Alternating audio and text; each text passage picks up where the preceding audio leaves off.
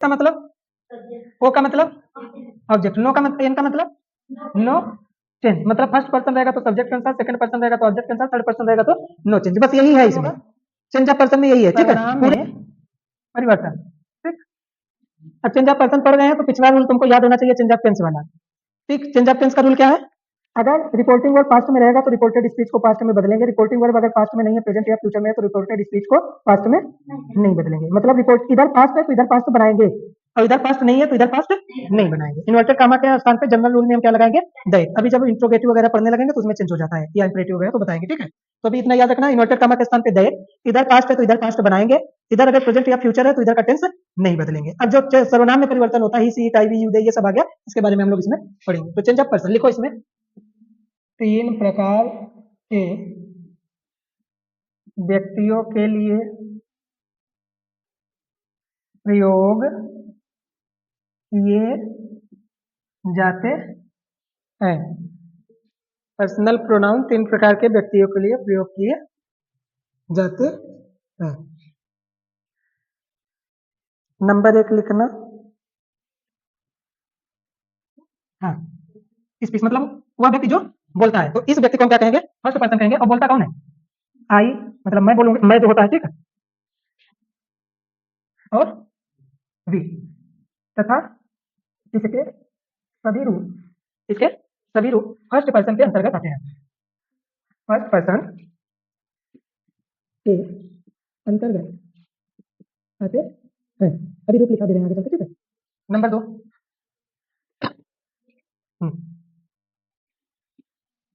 सुनने वाला व्यक्ति। कोई बोलेगा तो कोई सुनने वाला भी तो होगा ना, सुनने वाला व्यक्ति। ओके, तो किससे बोलोगे? जब भी बोलोगे सामने वाले से बोलोगे ना। सामने वाले क्या कहते हैं बताओ? तुम। ठीक, तो यू और यू के सभी रूप इसमें लिखना, यू तथा इसके सभी रूप सेकेंड पर्सन के अंतर्गत आते हैं। नंबर 3, जिसके बारे में बोला जाता है। द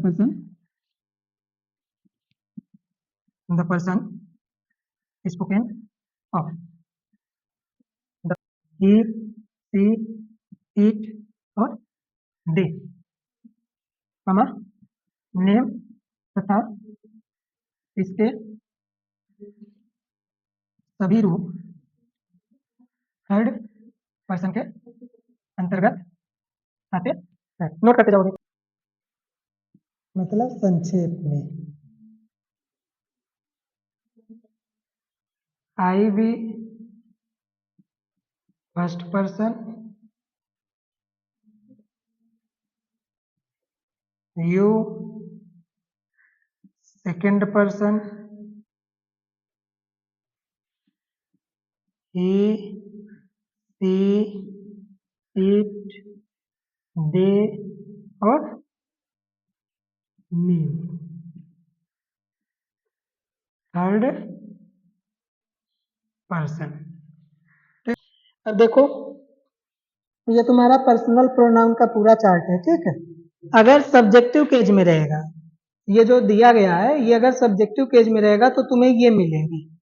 शुरू होगा जैसे सब्जेक्टिव केस का मतलब सब्जेक्ट में रहेगा, और सब्जेक्ट स्टार्ट में रहता है ना, तो तुम्हें ये मिलेगा आई, वी, यू, या फिर ही, सी, इट, या फिर दे। और अगर ऑब्जेक्टिव केस में रहेगा, जैसे था ना अभी कि ही सेड टू मी, तो यहाँ पे मिलेगा, ठीक है। तो ये मिलेगा तुम्हें इस रूम में, जैसे मी हो गया, सो हो गया, यू हो गया, ठीक है, हिम, हर, इट, देम। और सेकंड पर्सन रहेगा तो ऑब्जेक्ट के अनुसार चेंज करोगे, थर्ड पर्सन रहेगा तो उसको चेंज नहीं करना है। अब इसका जो शॉर्टकट फार्मूला होता है वो होता है तुम्हारा सन फार्मूला। क्या होता है? SON, 1 2 3, ठीक। यहाँ पर लिख लो इसको, लिखे हो? तो यहाँ पर 1 का मतलब फर्स्ट पर्सन, 2 का मतलब सेकंड पर्सन, 3 का मतलब थर्ड पर्सन, S का मतलब, O का मतलब ऑब्जेक्ट, नो का मतलब, N का मतलब नो चेंज मतलब फर्स्ट पर्सन रहेगा तो सब्जेक्ट के अनुसार, सेकंड पर्सन रहेगा तो ऑब्जेक्ट के अनुसार, थर्ड पर्सन रहेगा तो नो चेंज। बस यही है इसमें, चेंज ऑफ पर्सन में यही है। ठीक है, पूरे पहला नंबर यहाँ सेज लगा है तो इधर का टेंस बदलेगा कि नहीं बदलेगा? नहीं बदलेगा। तो क्या होगा? ही सेज को चेंज करेंगे ना, नहीं टेल्स मी इन्वर्टेड कामा के स्थान पे दैट। यू कौन सा पर्सन है? देखो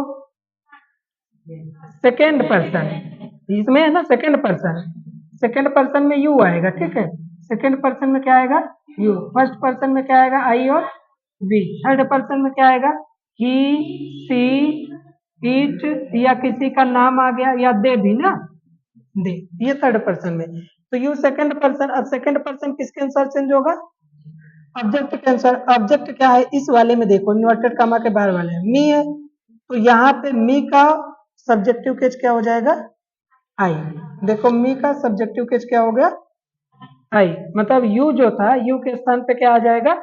आई, क्योंकि यू यहाँ पे सब्जेक्टिव केस में ये आ गया ना, आई। उसके बाद हाँ, बस हो गया, बन गया। ठीक है, ये तुम्हारा पर्सन वाला था, याद रहेगा ना? 1 2 3 यस ओ रियल। ठीक, अब change of other parts of speech का जल्दी से लिख लो। ऑफ स्पीच में क्या करेंगे कि जो शब्द ऐसे रहे जो निकटता दर्शाए, मतलब ये बताए कि हम पास में हैं, तो उसको दूरी दर्शाने वाले शब्दों में बदल देंगे। जैसे नाव, नाव माने अब होता है ना, तो देन माने क्या होता है? तब होता है। तो अब नजदीक है ना, तब की अपेक्षा, तो नाव का क्या हो गया? देन। ऐसे जस्ट मतलब तुरंत, अभी, तो उसका क्या हो जाएगा? देन हो जाएगा। दिस माने कोई पास में है, दिस, तो क्या कर देंगे? दैट। ऐसे दीज का दोज। ऐसे टुडे मतलब आज की बात हो रही है, तो हम इनडायरेक्ट में उस दिन बोलेंगे, तो उस दिन को क्या कहेंगे? That day. टू नाइट का दैट नाइट। हियर का दियर। हियर माने यहाँ, देयर माने वहां। देखो इधर के जितने भी शब्द हैं सब क्या दर्शा रहे हैं? दूरी दर्शा रहे हैं ना। और इधर के जितने शब्द हैं सब निकटता दर्शा रहे हैं। जैसे टुमारो, टुमारो कल है, तो कल से और दूर ले जाओगे तो द नेक्स्ट डे हो जाएगा। ठीक, स्टरडे बीता हुआ कल, तो बीते हुए कल के और पीछे जाएंगे तो द प्रीवियस डे हो जाएगा। तो ये निकटता दर्शाने वाले शब्दों को किसमें बदल देंगे? दूरी दर्शाने वाले। एक एग्जांपल देखो कि ही सेड, ही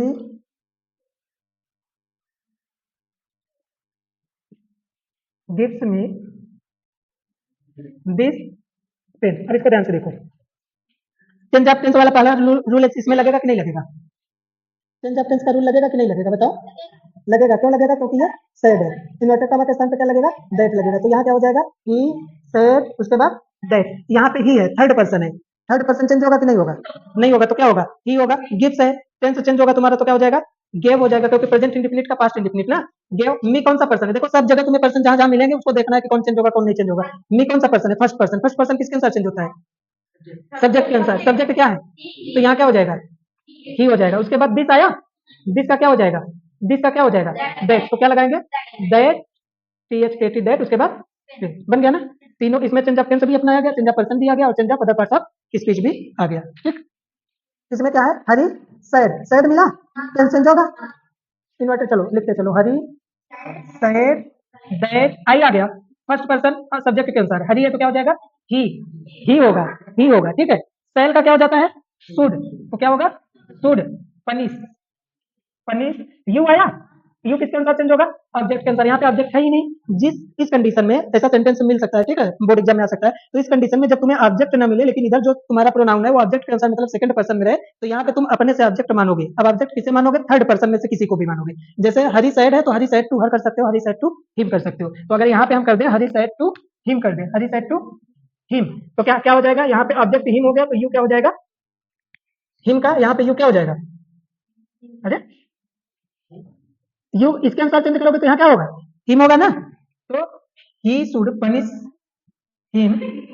नाउ का देन। तो she said that he should punish him then.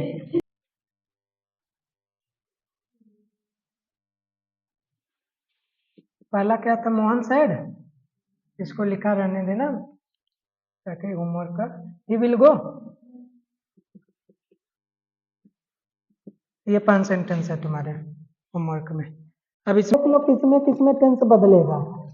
Sad, sad, sad, sad. इसमें, तो इसमें टेंस नहीं बदलेगा, बाकी इन तीनों में तो चेंज होगा। ठीक है, अब ये क्लियर हो गया।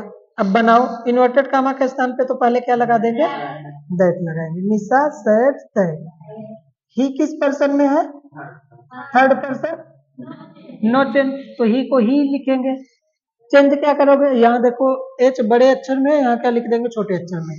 अब देखो गोज लगा है ना, तो गोज का क्या हो जाएगा यहाँ पे, वेंट होगा, टेंस चेंज हो रहा है, ठीक है। उसके बाद टू मेजा है तो टू मेजा, मेजा में एम बड़े अक्षर से क्योंकि स्थान का नाम है, इन्वर्टेड कॉमा हटा करके फुल स्टॉप लगा देंगे, ठीक। हो गया। दूसरा देखो, Atul said Mohan is reading, tense change होगा ना, इन्वर्टेड कॉमा के स्थान पे दैट लगा दिए। बताओ मोहन किस पर्सन में है, नो चेंज, थर्ड पर्सन में है, तो मोहन का मोहन ही होगा, इज है तो पास्ट में क्या हो जाएगा, वाज, उसके बाद बस हो गया। He said that Mohan was reading, और कुछ है ही नहीं है इसमें, कुछ करना ही नहीं है, कुछ खोजना ही नहीं है तुमको, बस पर्सन पहचान लो, बता रहे हैं। अब Namrata said she is ill, said है तो टेंस चेंज होगा, तो हम चेंज कर दिए, इज का क्या हो जाएगा, वाज, और यहाँ पे क्या लग जाएगा, दैट, तो Namrata said that she was ill, ठीक। इल माने बीमार, इल माने बीमार, ठीक। अब देखो अमर सेज, कौन सा टेंस आया बताओ, सेज आ गया, प्रेजेंट टेंस हो गया। अब जब प्रेजेंट टेंस आ गया तो इधर का टेंस बदलेगा कि नहीं बदलेगा, नहीं बदलेगा, क्यों नहीं बदलेगा, क्योंकि ये पास्ट में नहीं है, टेंस कब बदलेगा, जब पास्ट रहेगा तब, और रिपोर्टिंग और पास्ट में नहीं है तो टेंस में परिवर्तन नहीं होगा, तो हमें कुछ करना ही नहीं है, यहाँ पे इन्वर्टेड कामा के स्थान पे दैट लगाओ, बाकी हटा के रख दो, इन्वर्टेड कामा हटा के फुल स्टॉप लगा दो, बस हो गया, ठीक। अब आओ लास्ट वाले में, Ashok said to me you are going, इसको देखो के बाद कुछ लिखा रहे, मी लिखा रहे या हिम लिखा रहे या हर लिखा रहे, कुछ भी मतलब लिखा रहे या किसी का नाम, इसके बाद कुछ रहे तो ये जो सेड होता है तुम्हारा, ये टोल्ड में चेंज हो जाएगा, ठीक है। अगर सेज के बाद मिल, जैसे इसके बाद अगर टू मी लिखा रहता तो सेज है तो ये टेल्स में चेंज हो जाता, ठीक। तो इस तरीके से यहाँ पे सैड है मतलब सेकंड फॉर्म है तो टोल्ड हो जाएगा, तो क्या हो जाएगा, अशोक टोल्ड मी, अटू हट जाएगा ना, अशोक टोल्ड मी, क्या आया, इन्वर्टेड कॉमा, क्या लगाएंगे, दैट लगा दो, दैट। अब देखो, हाँ यू है ना, कौन सा पर्सन है यू, अरे सेकंड, ये है सेकंड पर्सन, याद कर लो, आई भी first person, you second person, बाकी जो नाम आ गया, ही सीट आ गया, सब थर्ड पर्सन, तो यू कौन सा पर्सन है, सेकंड पर्सन, किसके अनुसार चेंज होगा, ऑब्जेक्ट के अनुसार। इस ऑब्जेक्ट किसका होना चाहिए, रिपोर्टिंग वर्ब में देखेंगे, ठीक, रिपोर्टेड स्पीच में नहीं, जो इन्वर्टेड कामा के बाहर है उसी में देखेंगे। ऑब्जेक्ट क्या है, इस पूरे के पूरे में ऑब्जेक्ट क्या है बताओ, मी है, मी है, तो यहाँ पे यू जो होगा इसके अनुसार चेंज होगा, तो क्या हो जाएगा, मी का आई, मतलब यू का आई हो गया। अब बताओ क्या आई के साथ आल लगेगा, नहीं, टेंस में परिवर्तन होगा कि नहीं होगा, होगा, तो यहाँ अगर टेंस में परिवर्तन ना होता तो आई के सामने एम आता, लेकिन टेंस में परिवर्तन होगा तो प्रेजेंट कंटिन्यूअस से पास्ट कंटिन्यूअस में जाओगे, तो बताओ आई के साथ क्या लगता है पास्ट कंटिन्यूअस में, वाज, तो क्या हो जाएगा, वाज, उसके बाद बस हो गया, एकदम सिंपल सिंपल कहिए।